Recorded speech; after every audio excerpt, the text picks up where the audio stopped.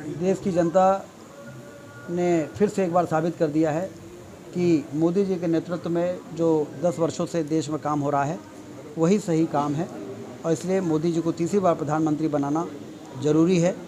ये जो जनादेश सामने आ रहा है वो उसी का प्रतीक है और लगभग 300 सीटों पर भारतीय जनता पार्टी के नेतृत्व वाली जो एनडीए है उसको बढ़त मिली हुई है।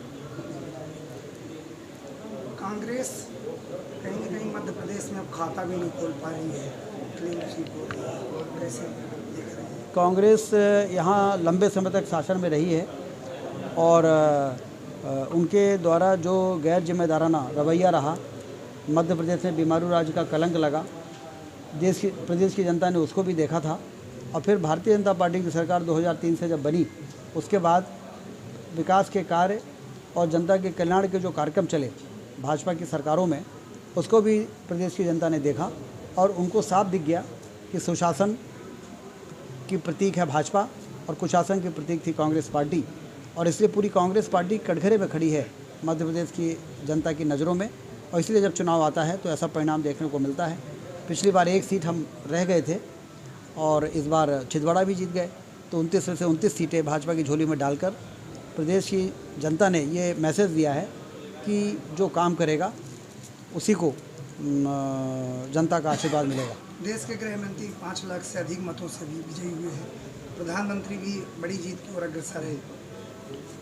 उनके नेतृत्व में पूरे देश में जीत हो रही है, मोदी जी के, अमित शाह जी के, नड्डा जी के नेतृत्व में।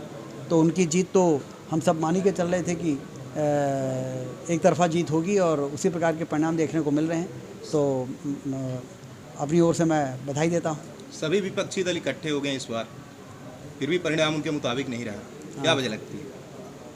अब वो क्या है कि उनके पास ना तो नेता है, ना नियति है और ना नीति है और इसलिए इकट्ठे तो हो गए, लेकिन देश की जनता को मालूम है कि यदि इनको बहुमत मिल जाएगा तो देश का भट्टा बैठा देंगे ये लोग और जो बना बनाया काम है वो बिगड़ जाएगा। इसलिए उनको बहुमत के नज़दीक तक पहुंचने की स्थिति न बने कि देश की जनता ने विशेष ध्यान रखा है।